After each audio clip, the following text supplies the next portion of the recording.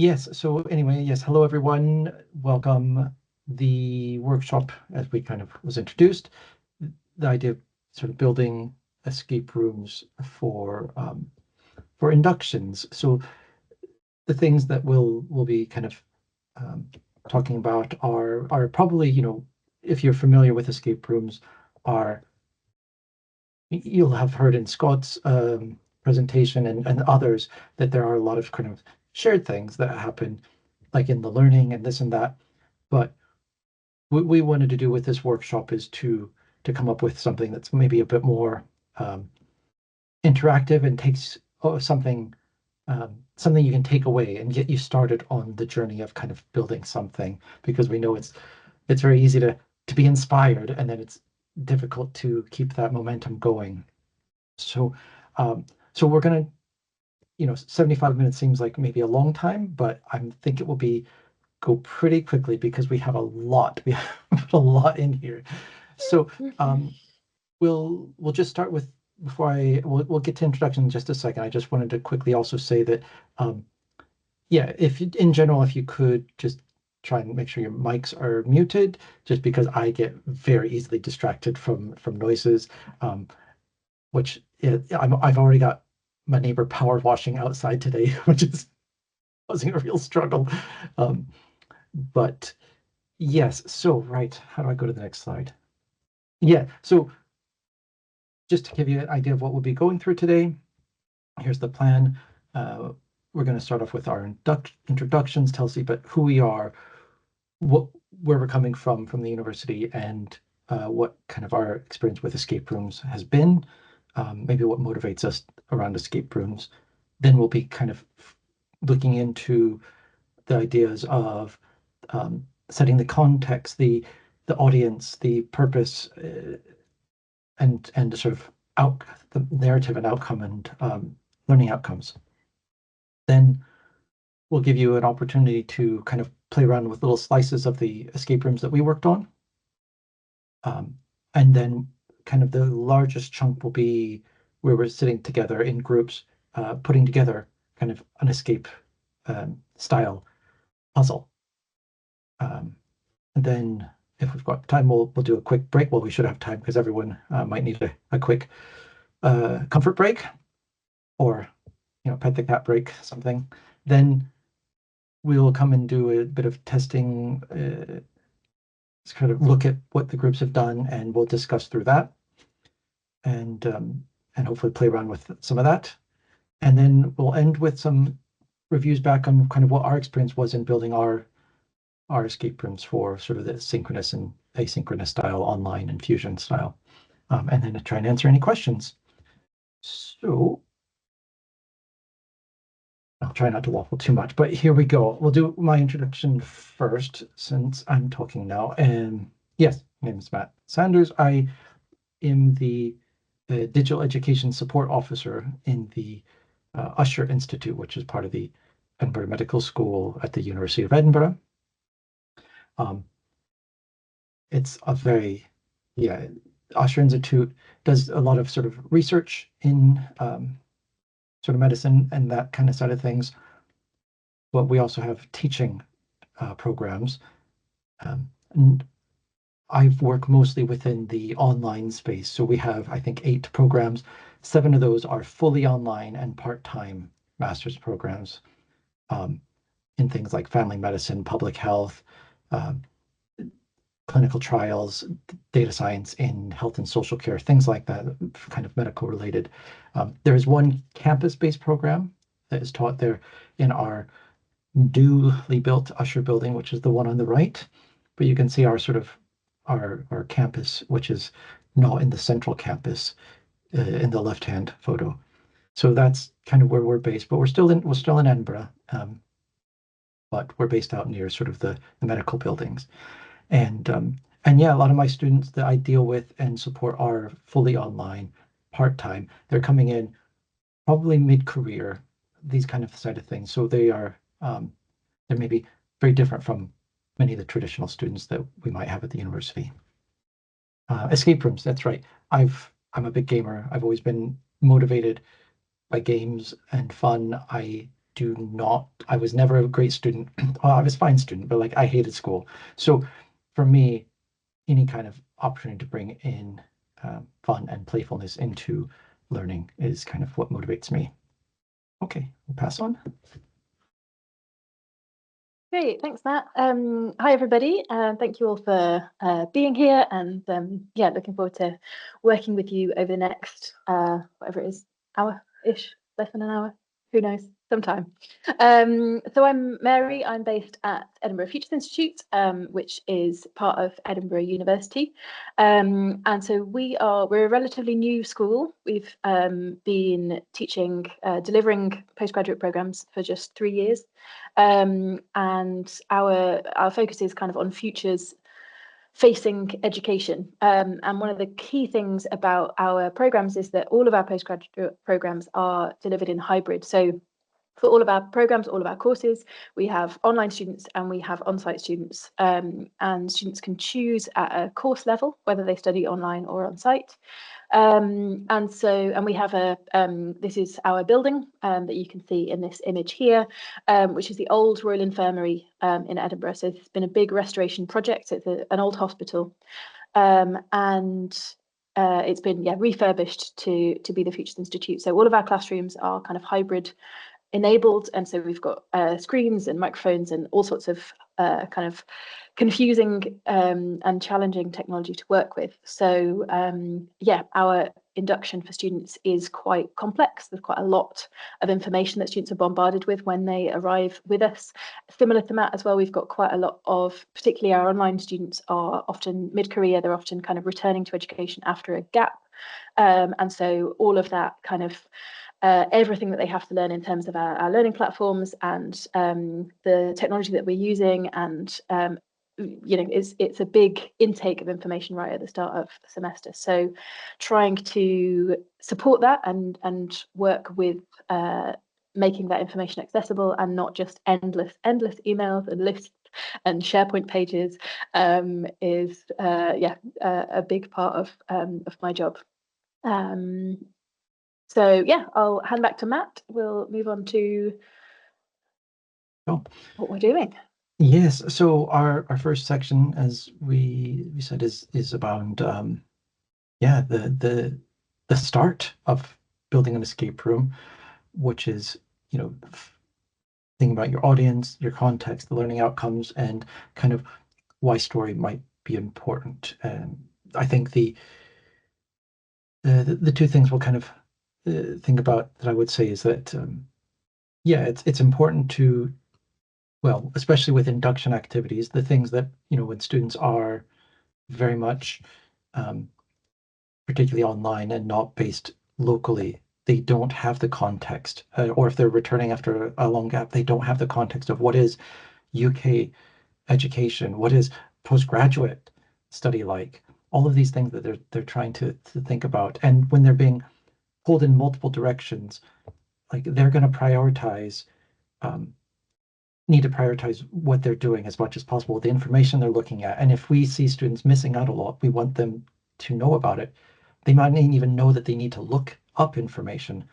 So we need them to engage with it. How do you do that? It's in figuring out who they are and find some way to engage with them that maybe attracts them in other ways other than, especially when things are not required, like inductions activities. So our first activity, I was going to say, is let's think about our audience. So I would like each of us in the session to kind of yes. So we've got a bit of have a second here while we're talking about this to think about who your audience is, who the people that you might want to have an escape room or build an escape room for, or that you want to engage and are missing out on information. So, here's some ideas that I put up, like, are they online? Are they campus-based? Are they undergrad or postgrad? Are they CPD students? Are they just professionals coming in to do some kind of micro credentials or something like that?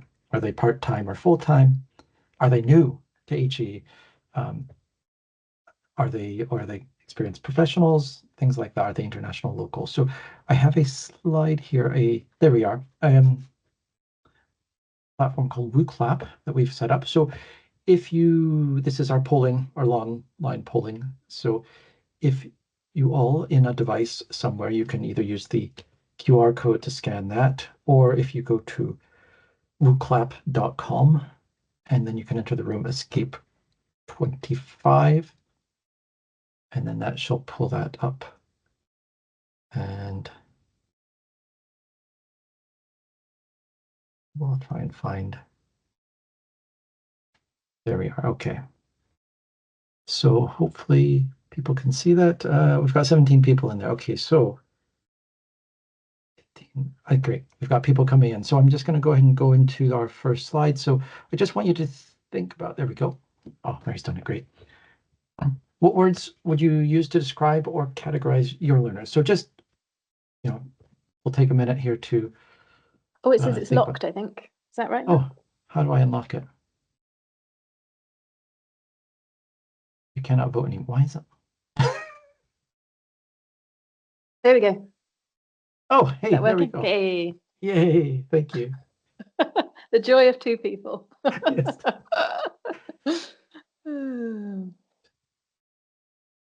Oh, neurodivergent, that's a great one.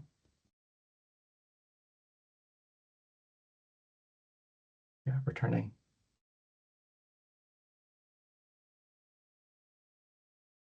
Yeah, it's a real mix. I think, yeah, words like nervous and tentative, reluctant, quite interesting. Clinical, yes.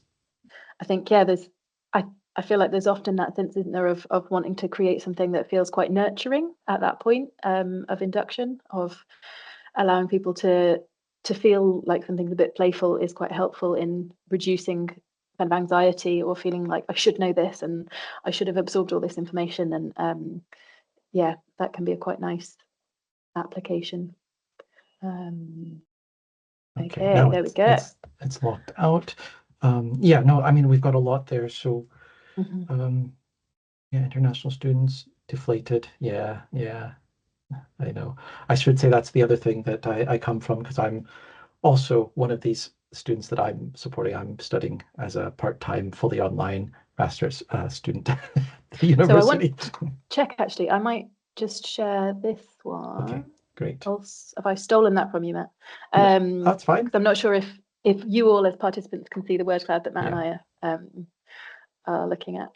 So yeah, you can just steal it back from me, Matt, when we're done. And we will share this on the we'll see. We'll find some way to download this later and share it into the Padlet that's in the resource area later. Okay. Oh, you can see them coming up. Oh, perfect. Thank you. It's one of those things you never quite know, depending on what device people are on or what what updates happen. Who can see what? Okay. But yeah, we'll come back to these entries as well later. So you can stay logged in. Yeah. Okay. There we go. So shall I stop sharing? Do you want to go back, or do you want me to just go back to? Well, that's fine. I think I've stolen it back from you. Great. It's just very slow. But yeah, so the next thing I wanted to just quickly kind of look at. Oh, it didn't say it. Okay. There we are. So next thing is like, thinking about what kind of information is commonly missed by your audience. Like, what do you want them to tell? Like, if you're to prioritize things that they've missed, things that they just don't understand, or and they don't know that they don't know. What is it that you want to get out of induction activities with them? So, and then, not part of this activity, but thinking maybe when you're going to build, who or where the information is going to be coming from. So, for me, I view escape rooms as kind of that image that we have, passing money to the table. Like, we're trying to almost bribe these students to engage with something in a way, and that's kind of the fun, the escape room side of things. So yeah, right. I will flip on to the next one. So yeah, we're going to go back to WooClap, and there we go. Let's see how I. Oh, good. There we go. So what in topics, information, services do you feel your learners should engage with from your side of things. Just put in whatever you.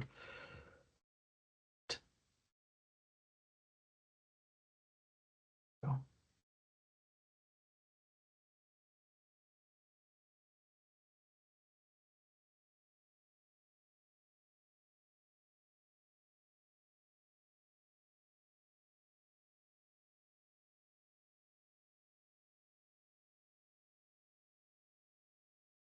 VLE. Yes. Yeah, responding to emails, reading emails. I think I always find it incredible how students just are unable, well, all of us, I think, are unable to actually extract information from emails. That an email can have been sent and they are adamant they've not received this information. And it's really difficult how to, especially with online students that you don't actually have any kind of synchronous contact with, making sure that they can actually access the information in the ways we think they're accessing information is really difficult. Actually, I think a lot. I'll give you another few seconds. Yeah, well, because Mary's talking, I'll let people continue to. It was quite quick. Yeah. But as well, yeah, lots of that signposting to services that I think really speaks to your escape room as well, Matt, doesn't it? That showing people where to go to find information, how to get support. But yeah, I think that VLE is important as well, the technology, because again, I know when I did my undergraduate, everything was in person. It was printed. We did not. I mean, even what was it? Back in the day, the Open University, like they used to post out stuff because there wasn't the online. So it's interesting. Cybersecurity as well. Yeah, we have lots of issues, especially during induction, of fee phishing scams sent out to students saying, you need to pay now, otherwise you'll lose your place. And a lot of anxiety for students around that, especially if they're on visas and are in the UK to study, and think that they might get kicked out if they've not paid up. Definitely. Yeah. Who to ask for things like that. That is a big one, I think, as well.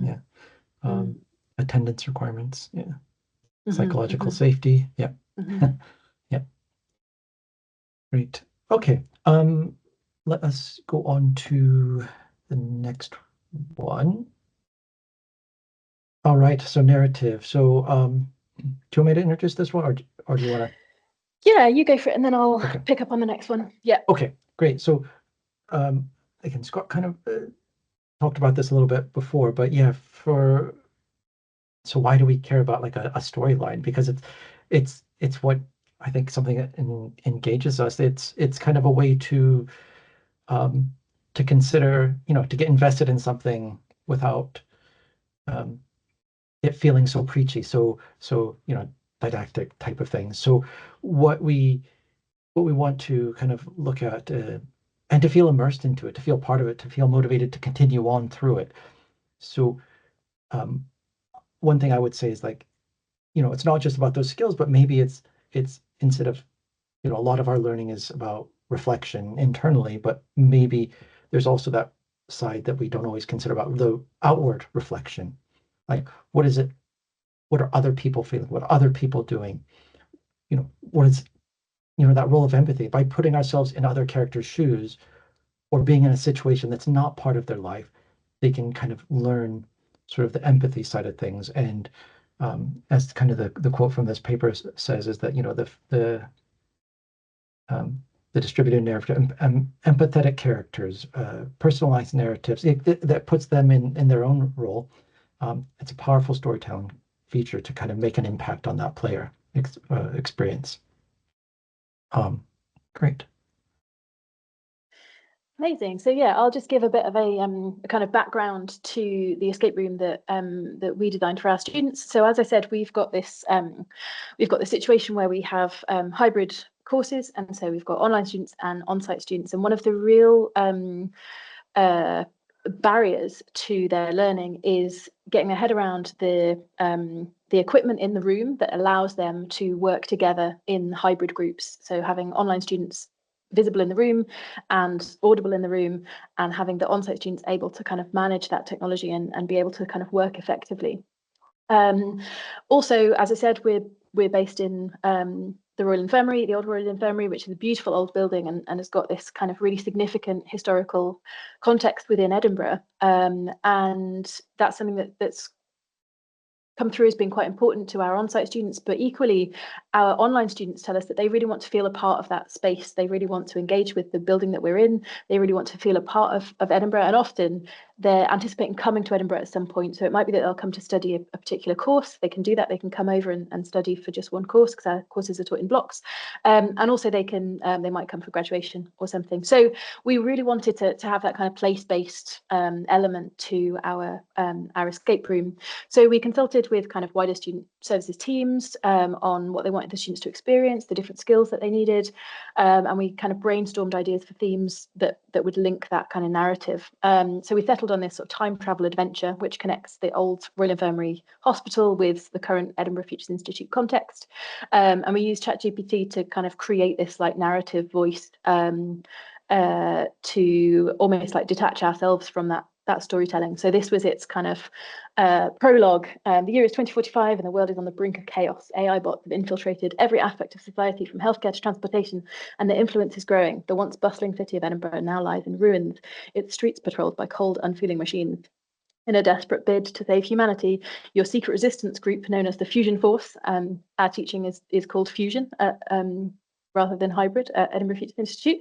So the Fusion Force have discovered a way to breach the fabric of time itself. Your plan to send an agent back through time to 1879, the year the Royal Infirmary opened, where a mysterious nurse holds the key to stopping the AI uprising.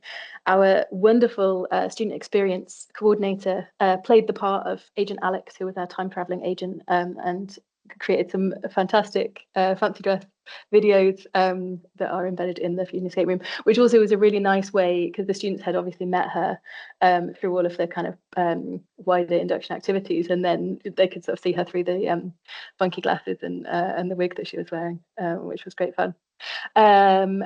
So yeah, that's a bit of a kind of an insight into the narrative that we used, and how we kind of tried to really contextualize that in our building. So Matt, if you can head to the next slide. Wonderful. And I'll pop the next woo clap up. So yeah, just at this point, throw some ideas down of some potential narratives or themes that you think would make a good escape room in your context. So is there anything that's kind of maybe come up from some of the sessions you've been in today, or something that you've been working on already, or something that you think, oh, well, that actually, yeah, that would really work for my students, or it would kind of connect maybe to the place that I'm in. So you can hopefully pop those in the Wooclap. I don't think I've got a timer on this one. So it should be people able to vote. I can't see anything coming up. It looks unlocked. Okay. Looks unlocked. So hopefully. Hopefully. It's just a hard question, maybe. Yes. Oh, there we go. Lost on campus. Lost on campus. Nice. Ooh, escape from bacterial cell. Amazing. Induction to a secret society of change agents. I like it. I feel like when we were coming up with we could have written about 5 different escape rooms. So we had so many different ideas, and in the end we ended up with like AI bots and time travel and an old hospital. We were like, we're actually just throwing all of these narratives in together. Oh, time travel to your future leader self. Nice. Great. Yeah, I think sustainable solutions in the city. There's quite nice. We definitely had almost that like dystopian sort of space escape the neonatal unit. Brilliant. I mean, to be fair, I almost did put, one of my escape scenes, it could have been like, oh, you're locked in the toilet. So. Yeah. Well, yeah, especially with children. There's the poop factor is always a draw. So nice, yeah, like connecting campuses and online places. John's not sure that dystopian leadership. Yes. We want to escape, don't we?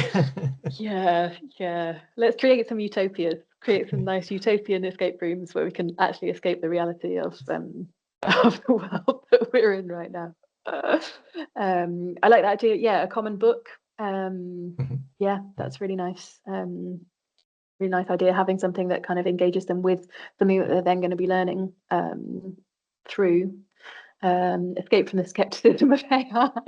I Yeah. like the connections online, because that's something that does that is a struggle. So, and one of the challenges is a lot of times is that students don't know why they would, or maybe they feel they don't want to make connections. Maybe they're like, I'm just here to study and get a degree. I don't want to make connections. And so it's about trying to, like, how do we get them to consider the advantages of engaging with each other and communicating with each other? Yeah, yeah. Wonderful. Well, hold those thoughts, because we might come back to some of these later. So we're going to give you a chance to experience some of our escape rooms, or some elements of our escape rooms that we built, and then we'll be asking you to come up with some ideas. So all of the things that we shared in the WooClap are things that you could decide as a group that you want to kind of pick an idea from there, or you might come up with something new. So yeah, I mean, Kate and Dawn, it sounds like you're already on the same page with with one of the escape rooms that you want to build. Maybe we can contrive it so that you end up in the same room and you can get working on it just now. Okay, so the escape room, as I said, the escape room that we had created at EFI.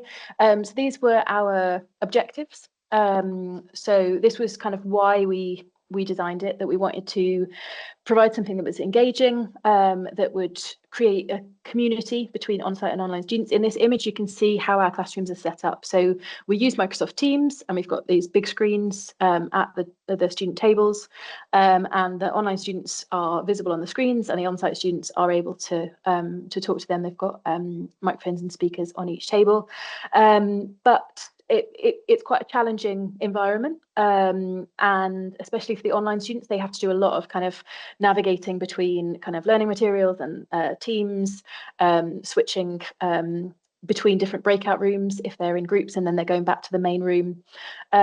So we wanted to give the students an environment where they could practice that, and also a lot of the students really have tech issues ahead of or when they start their courses, and in the past this had been something that then had to be resolved and took time away from teaching. So it was a chance for us as well to have that kind of contact with students, to be able to identify if they were having access issues, if they were having bandwidth issues, if they hadn't got their logins sorted. It kind of prompted them to be resolving those ahead of their teaching sessions.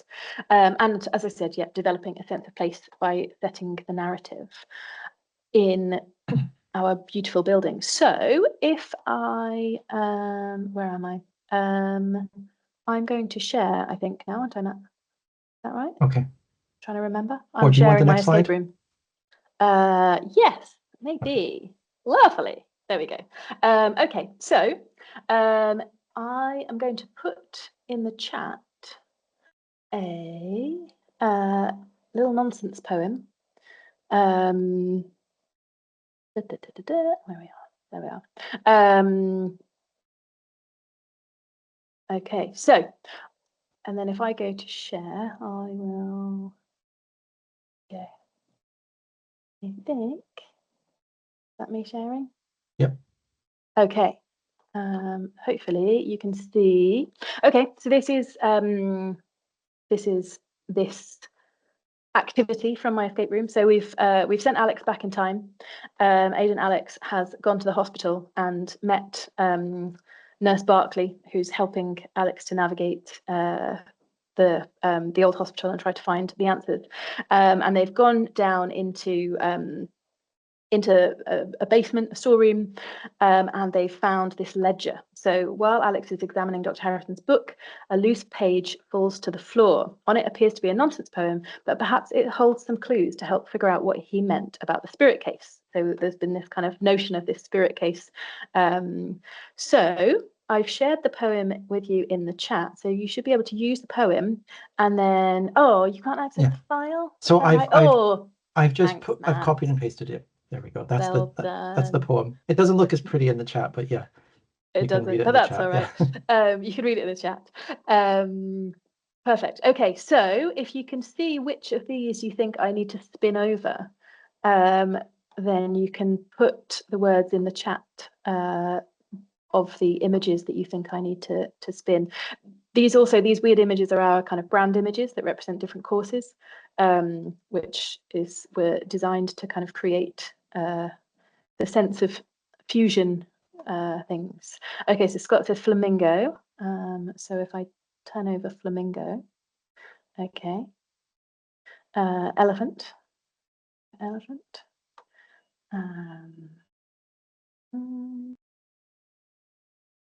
I've got daisy clock or flower and stopwatch. Yeah. Go to the and we've got. I feel like David's speeding through, and the jellyfish. Right. Okay.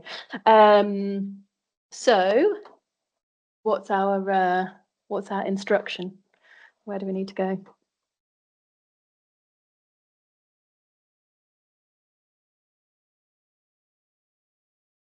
Go to the turret. Yes, we do need to go to the turret. Okay, so what happened then in our escape room was, hopefully, can you still see? Am I still sharing? Can you see this on Miro? Excellent, wonderful. So what would happen now in the escape room would be that our online students would have a breakout room that's called the turret. So they would have to go to the online turret where they would find a code, and our on-site students, because we're in this beautiful building that actually has turrets, on-site students would have to go to the turret where they would find this cryptex, which was made in we've got a makerspace that's got 3D printing. So we 3D printed these cryptexes, but for ease, I've created a Miro board that's got an example. So if we go to the turret, that's where we need to go, and we can uncover, and our code is 68773. So then I can hopefully put in the code.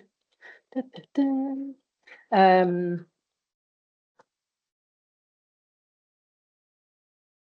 we go. Can you see me? Right, so I've opened up my cryptex, and I've got a little piece of paper.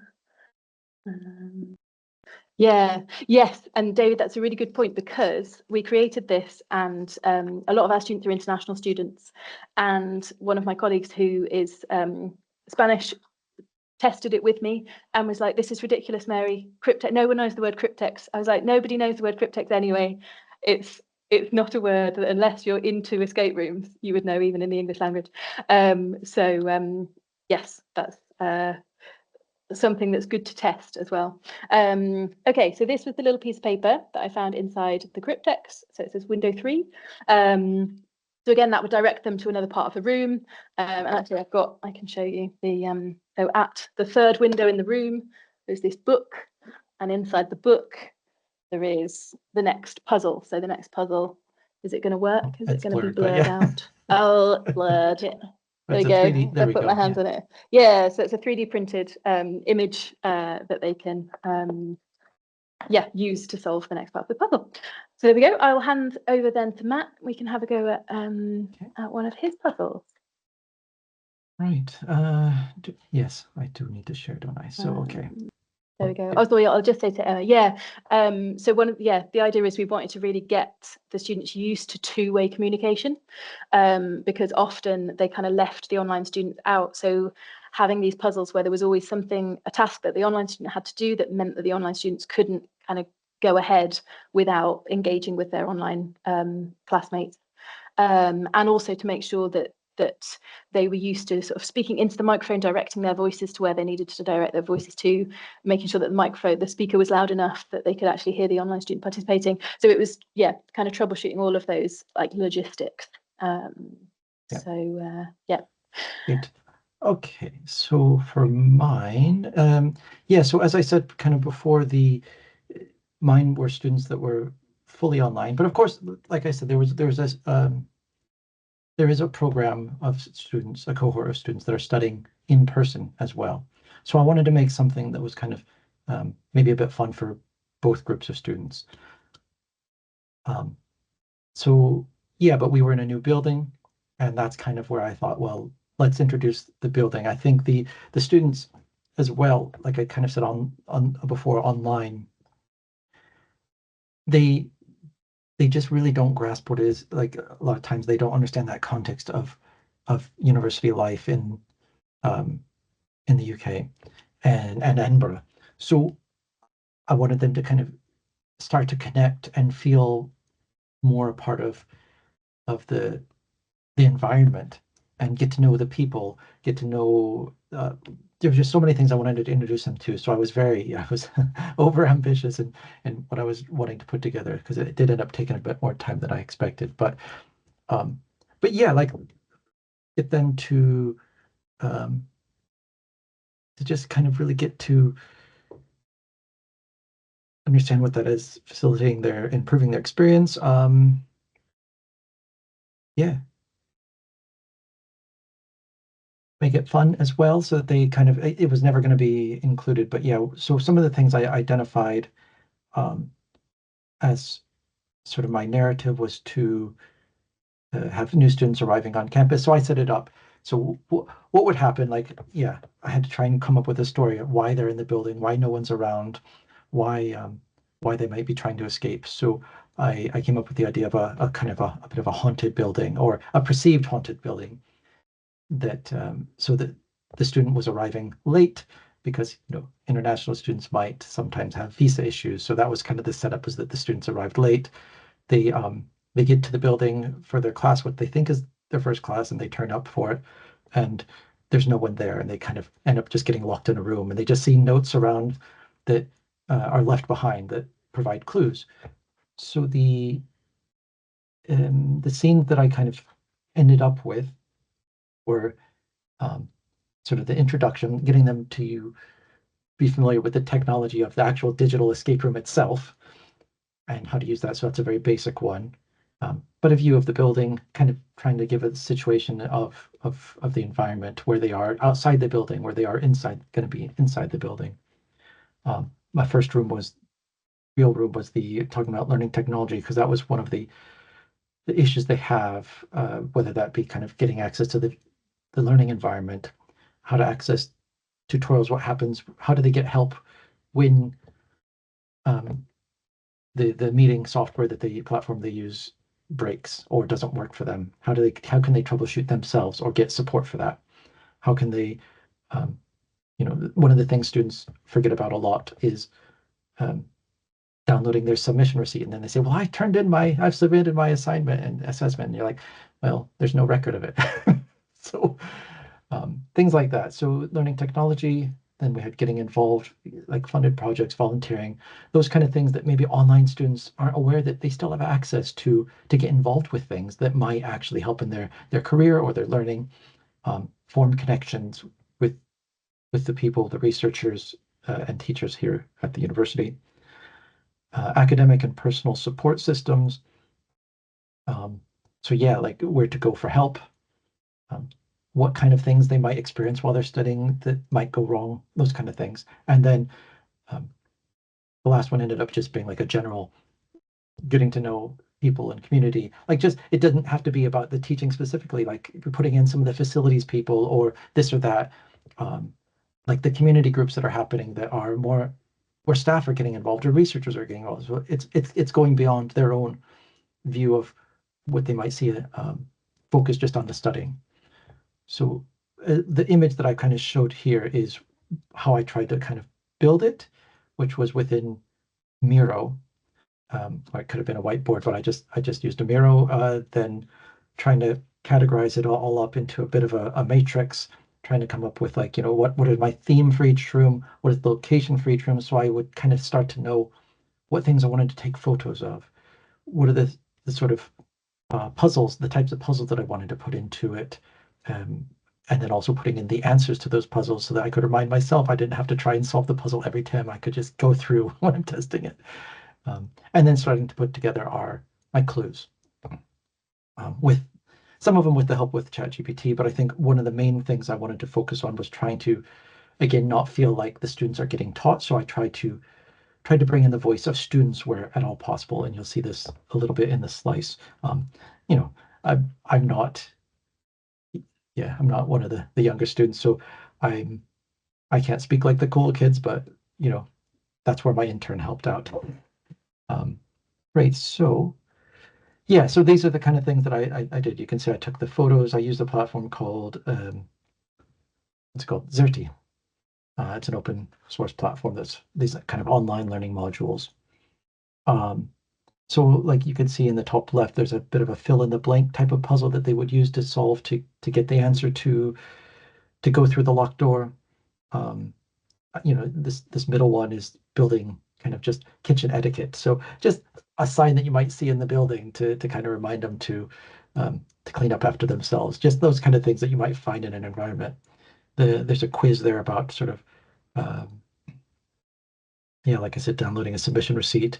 I made one into in the upper right the to look like a bit of a WhatsApp group chat because students will find their own chat methods, and then yeah, the bottom right is they're kind of at the end they find their way to the teaching office, and that's a photo of all the team welcoming them and reminding them to check their email because that was definitely one of the things I wanted to include. Okay, so right, slice. I think if you click on that link in the chat, it should, sorry, in this, I think with PowerPoint Live, you should be able to click that. But I've given you kind of two rooms, so we'll just spend a few minutes letting you have a bit of a play around in it. You will be outside the building, and then you'll go into the kitchen area to check some clues, and then see if you can find your way through the maze. So we'll just kind of leave it for a few minutes. Let me see if I can put the link into the chat. But there we go. Okay, so well, let's finish there to move on to the puzzle building. So Great.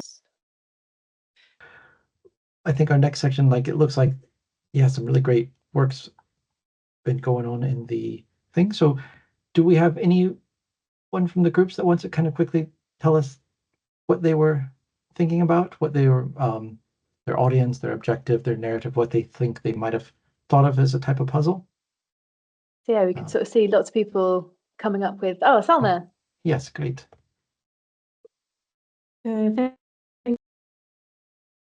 So I'll start because we didn't have time to do to put the puzzle in, but we had some ideas. So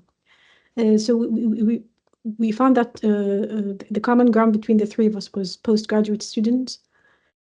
And we talked about on-campus postgraduate students. Some of them were staff going through the PG CAP.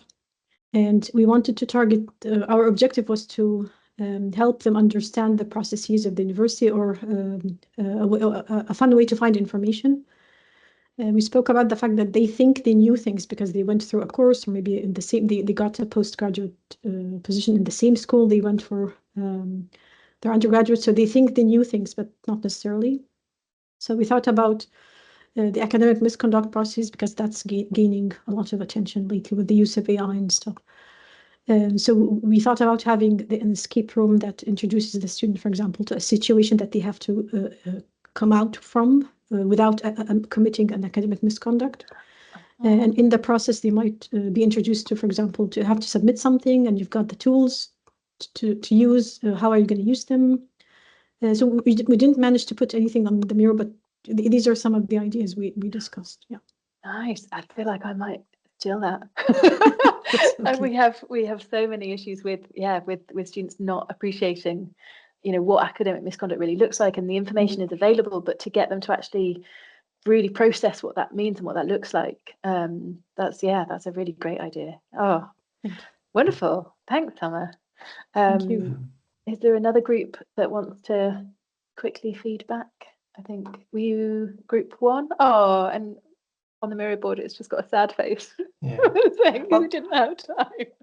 Yeah, following on from Salma's, like I see group for AI in teaching and learning. So like that's one of those things that I think a lot of us are trying to figure out ourselves. So trying to help students figure out what's it university wants them to do and why they might want to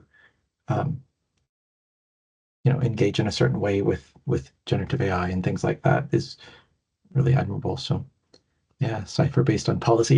Yeah, one way to get them to read policies.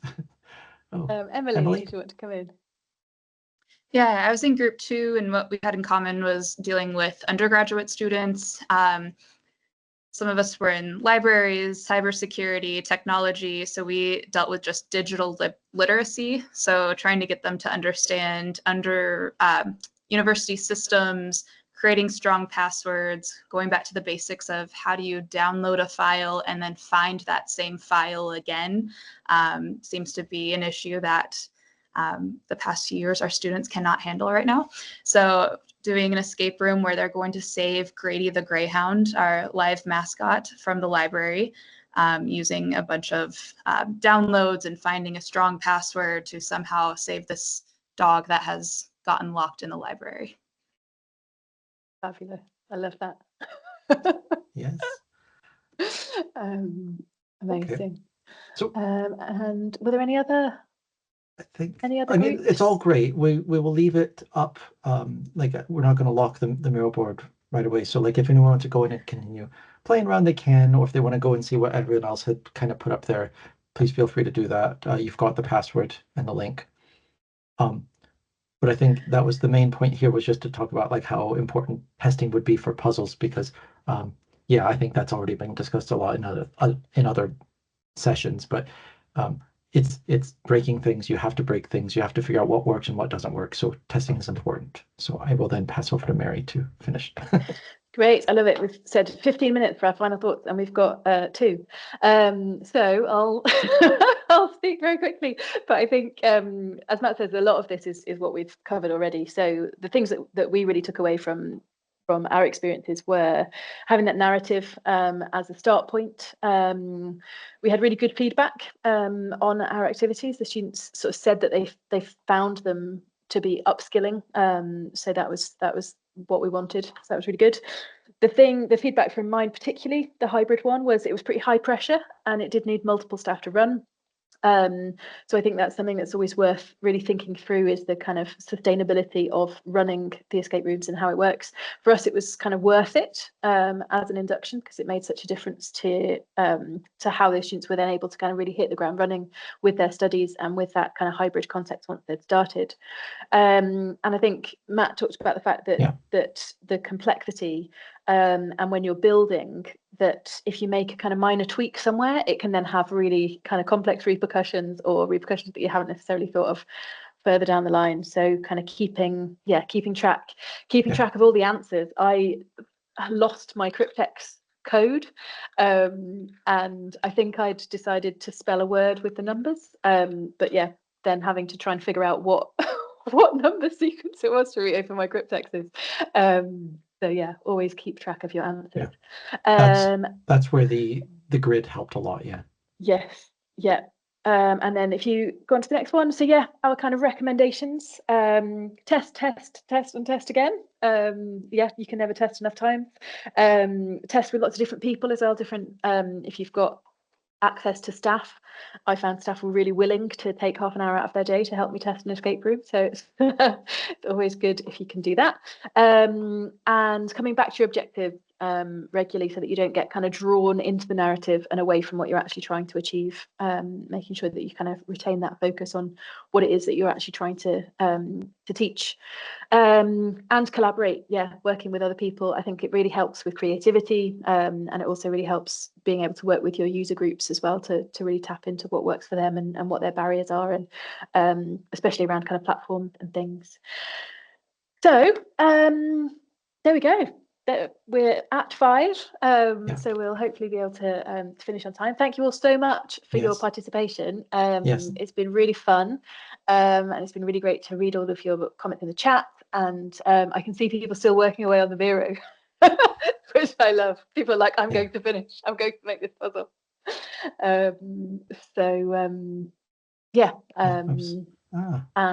Matt's put up our contact details, so if you want to get in touch, and he's also popped a feedback form in the chat if you've got any feedback for us, we'd really appreciate that as well.